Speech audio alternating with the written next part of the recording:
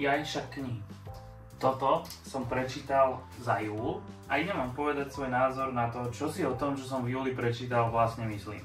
Prvá kniha, Dominik Dán, najnovšia Podaj prst, ktorá vyšla niekedy teraz v lete. Ono to vždy tak vychádza, že jedna v lete, jedna niekedy okolo Vianoc. Toto je úplne najnovšia. Mám inak celú sériu zatiaľ prečítanú. Niekedy si môžeme dať také video, že čo si myslím o Dánovkách ako takých. Dán je zaujímavý tým, že skáče v čase. Niektoré príbehy sa odohrávajú skôr, niektoré neskôr. No a všelijako na preskačku tieto príbehy píše, že jeden z Krausových kolegov, čo je hlavná postava v sérii od Dominika Dána. Jeden z týchto kolegov sa žení, no a na tejto svadbe, ako to už býva zvykom, nikto nemá žiadnu prestávku, ani naši detektívy, no a hneď sú povolaní k prípadu. Nájdu jedného chlapa, postreleného, doneseného do nemocnice, kde teda následne aj tento pán umiera. Detektívy sa zaplietajú klasicky do kolotoča vyšetrovania, do konšpirácií, do zapletenia policajných zložiek. Už u Dána býva zvykom. Najdôležitejší faktor je, že sa to číta veľmi jednoducho, číta sa to veľmi svižne, veľmi ľahko. Tie knihy majú vždy okolo 300 strán, veľmi zábavné čítanie. Dan píše uvoľnenie, Dan píše veľmi pútavo a píše veľmi vtipné. Dialógy, ktoré postavy v jeho knihách vedú, sú vždy veľmi zábavné, veľmi vtipné, veľmi uveriteľné, takže pre ten štýl písania, pre ten humor, pre tú zábavu, ale aj pre to napätie, pre tú dynamiku a pre tú zápletku. Dána vždy hodnotím veľmi podobne, pretože ten štýl kníh je takmer rovnaký, no ale táto ma veľmi prekvapila, veľmi potešila, nakoľko už som sa dostal do fázy, kedy som prečítal všetky Dánove knihy a už vždy čakám na tú novú. To znamená, že bol to pre mňa nejaký taký svieži dých, už som sa na neho tešil, takže tejto knihe dávam 8 z 10. Ďalej tu máme Post-apo, konkrétne Metro 2033. Toto je naozaj zaujímavé, je to veľmi netradičné, je to trošku pomalšie, je to také trošku filozofickejšie, čo teda na nejaké sci-fi alebo fantasy, niečo medzi tým, by som až tak veľmi nepovedal, že bude. Kde sa odohráva v Rusku a konkrétne sa odohráva v ruskom metre. Po tom, čo vypukla na povrchu apokalypsa a teda svet bol zničený nukleárnymi zbraňami, sa populácia utiahla práve do metra, kde teda každá jedna stanica, povedzme to tak, si žije vlastným životom, až pomaly vytvorí nejaký štát s vlastnými pravidlami, s vlastnou štruktúrou a je to veľmi zaujímavé. Tieto štáty, v úvodzovkách, tieto stanice stretávame cez pohľad mladého Arťoma, ktorý teda je obyvateľom jednej zo staníc, no a od skúsenejšieho, od lovca, od vojaka, od ochrankára dostane úlohu, keď sa nevráti na túto stanicu, pretože ide si čosi vybaviť na povrch, a keď sa nevráti, tak dostane Arťom za úlohu niekoľkým vplyvným ľuďom v rámci metra odovzdať nejaké informácie ďalej. No a popri tejto jeho ceste sa dozvedáme vlastne, ako toto metro funguje, aké sú tam štruktúry, aká je tam hierarchia, akí ľudia tam žijú, dozvedáme sa o náboženstvách, o sektách. Čo sa týka toho štýlu, je to trošku pomalšie, ako hovorím, že sú tam nejaké také filozofické odbočky, ale čo sa týka príbehu a toho, ako to metro funguje, tak je to vykreslené naozaj dôveryhodne a fakt som sa presunul do toho metra, žil som v tých stiesnených priestoroch spolu s tými postavami, v tej tme, v tom zápachu. Bolo to naozaj autentické, dobre napísané. Príbeh bol dobrý, príbeh bol veľmi dobrý, páčili sa mi aj postavy, páčili sa mi opisy toho prostredia, ale to filozofovanie a ten pomalší dej trošku pre mňa a moje vnímanie tých kníh a môj subjektívny názor mi to trošku stiahlo body, to znamená, knihe dávam 7 z 10. A v rámci literatúry faktu, i keď teda faktom by som to nenazval úplne, že doslovne, bola táto knižka 5 jazykov lásky. Bola veľmi zaujímavá, nie je to úplne že faktografická literatúra, ale ja mám veľmi rád aj také psychologické, motivačné a podobné literatúry, takže toto by som zaradil presne do tejto kategórie. Autor tejto knihy je psychoterapeut, teda vzťahový psychoterapeut, ktorý opisuje, akým spôsobom láska medzi ľuďmi vlastne funguje a prečo niekedy nefunguje.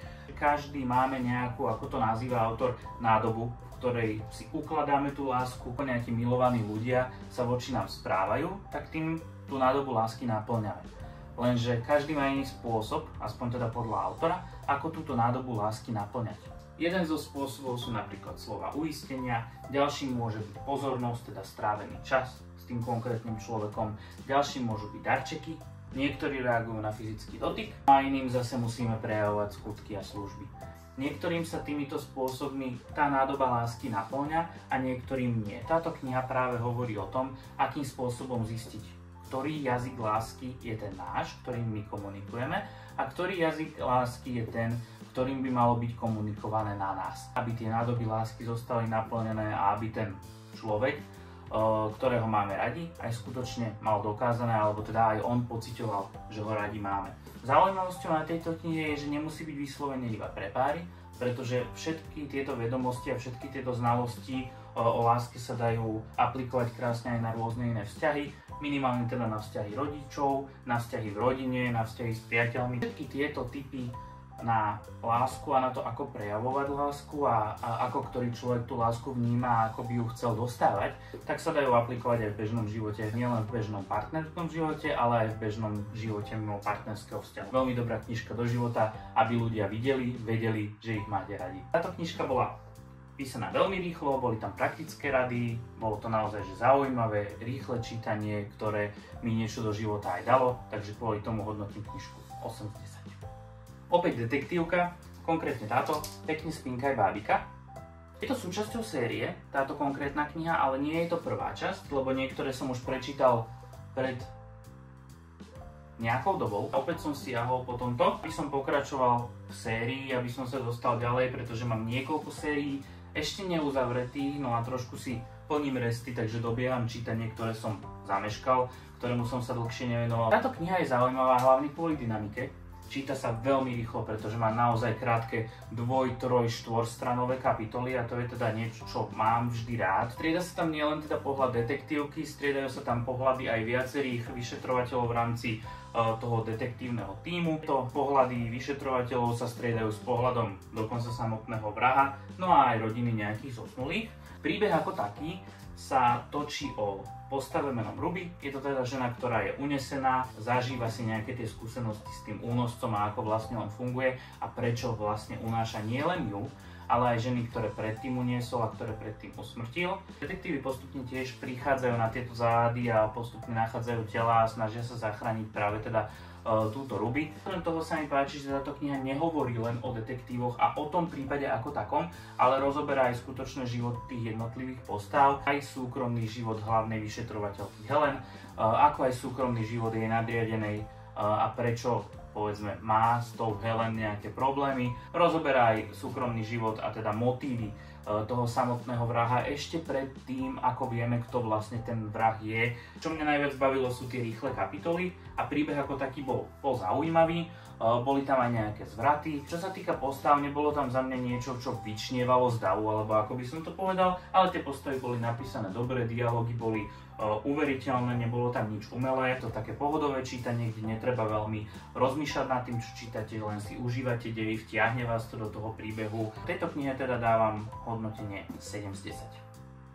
Posledná júlová knižka, alebo posledná knižka júla, bola naozaj že knižvočka. Malinká knižka, ktorú v podstate propaguje a aj vytvorilo slovenské vydavateľstvo Kaka Bagala. Táto knižka je v zásade zborníkom. Je to zborníkom výherných diel, pretože poviedka, ako názov napovedá, toto je konkrétne poviedka 2023, a ako názov poviedka napovedá, je to súbor poviedok a je to súbor poviedok, ktoré boli víťazné v rámci rovnomennej súťaže, teda súťaže poviedka, ktorá každý rok býva organizovaná. Veľmi rád čítam tieto diela, už som ich prečítal teda všetky, ktoré som zohnal, som zatiaľ teda prečítal v rámci ročníkov, ktoré vychádzali. Čítam ich z jedného a jediného dôvodu. Sám rád píšem a veľmi ma teší, keď ľudia, ktorí radi píšu a ktorí ešte nie sú etablovaní autori, ale teda využívajú rôzne takéto súťaže a takýmto spôsobom sa nejako buď cez súťaže alebo čítačky snažia buď zviditeľniť alebo nejakým spôsobom preraziť na tom knižnom trhu a vydobiť si to miesto a možno aj napísať tú knihu a nejako sa takto posunúť ďalej. A toto je teda pre nich v podstate prvý krok alebo jeden z prvých krokov a ja sa s nimi veľmi teším, že sa im toto podarilo a teda všetkým týmto autorom, ktorí sa umiestnili v tomto, ale aj v tých ostatných zborníkoch, veľmi gratulujem a z rešpektu pre ich prácu a z rešpektu pre ich hobby, z rešpektu pre ich vášeň písať si ich diela vždy s radosťou prečítam, i keď nie sú môjho žánru. Čo sa týka žánru, v ktorom je táto poviedka, zvyčajne to bývajú také ukotvené v realite veci, ukotvené v realite diela, ktoré teda aby som to povedal čo najjednoduchšie, by sa aj reálne mohli stať. Čiže toto býva, možno by som to zaradil niekde do takej svetovej literatúry, kde teda sa rozoberajú aj vážne problémy, ako môže byť alkoholizmus, materstvo a teda nezvládanie rodičovstva ako takého, nejaké psychické problémy, depresie, skrátka štandardné témy, ktoré žiaľ teda hýbu svetom a ktoré sú prítomné v ľudských životoch a teda prítomné sú samozrejme aj v literatúre, hlavne v tej svetovej, a tam by som zaradil teda aj tento zborník.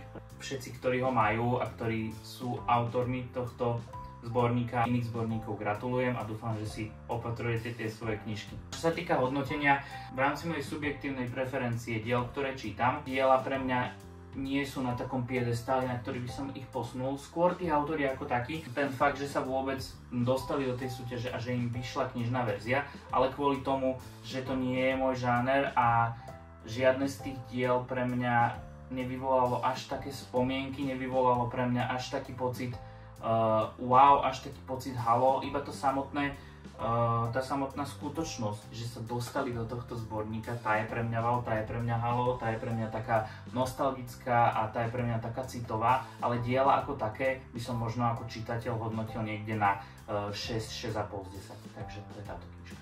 Toľko teda k môjmu júlovému čítaniu, ale už je august, takže ja mám čo doháňať, idem na to. Ďakujem, že ste si pozreli toto video. Ak ste prečítali za júl viac ako jednu knihu, tak vás poprosím, hoďte odber. No a v každom prípade, ak ste aspoň jednu prečítali, tak mi hoďte komentár, aby som sa dozvedel, akú ste za júl prečítali.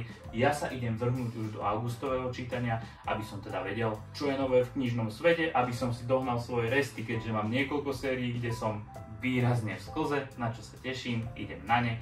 No a do čítania.